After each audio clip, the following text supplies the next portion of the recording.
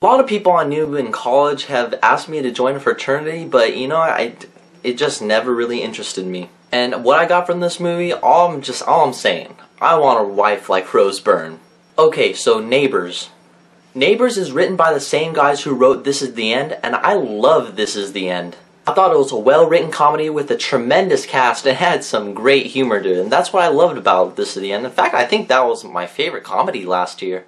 And how is Neighbors? Well, it was actually really funny. Seth Rogen plays the same Seth Rogen character in every single movie. And he's married to Rose Byrne in this movie, and I really like Rose Byrne in this movie. I found out she is very funny and very talented. They play a couple in this movie who just had a baby, and then they're just like stuck in a position that they're being forced into parenthood. They feel as if all the excitement in their life has gone until the fraternity comes. In the trailers, it shows that they don't get along with the fraternity, but you know what? That's not exactly true in this movie. Threw a major curveball for me because in some scenes the couple would actually get along with the fraternity. They would actually get along with Zac Efron, Dave Franco, and the rest of the cast. That is until they become complete enemies and then they have a clash.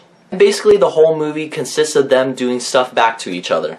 And I never thought I would say this ever, but Zac Efron in the movie, he was actually really awesome. This is his best movie so far, and I hope I see him a lot more comedies. I would always bag on Zac Efron. It's like, oh, he's in High School Musical, he's like a Disney star. But no, he actually redeemed himself in this movie, and I found him extremely funny. A pretty good actor. Good job, Zac Efron. The movie was short, yeah, it was 90 minutes long, but you know, I thought that was a perfect time for a movie like this. It doesn't go too far, it doesn't go over the top, and it knows what it is, so it stays 90 minutes, and I respect it for that. If I could nitpick anything in the movie, it would be how it was edited. By that meaning how the movie was shot, it felt as if the scene shot in the movie was set up for like a joke. Like for example, a scene would be shot, the joke would be told, the audience would laugh, and then rinse and repeat, and it would do the same thing over and over. And after a while, it kind of got old, but you know, it was good that it had a story to back it up. And the story, I was actually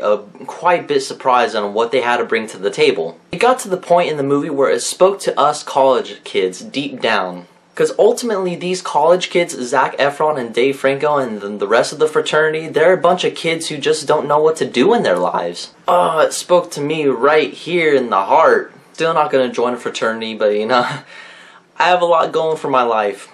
And not to mention Rose Byrne in the movie. If you guys go see it, I promise, there's a scene in the movie with Rose Byrne. Once you see it, you'll know what I'm talking about. You'll just be like, oh God. That stuff cracked me up. So in the end, Neighbors was a really good comedy. In fact, the best comedy of this year. It had a really good cast, a really good story to it. In fact, I didn't like how it was shot because it was scene after scene of just telling a joke. It wasn't too long, it wasn't too short, it was a perfect amount of time, and I had a great time with the movie. Personally, I think This Is the End is better. And because of all that, I give Neighbors a 4 out of 5. See, that's how you do comedy. Take some notes, Haunted House 2. And guys, when you get a chance, please go see this movie. You'll have a great time as well. And look at this scene with Rose Byrne, the one I'm talking about. Because in the end, you'll be looking like this. But in the meantime, I have to get going. Peace.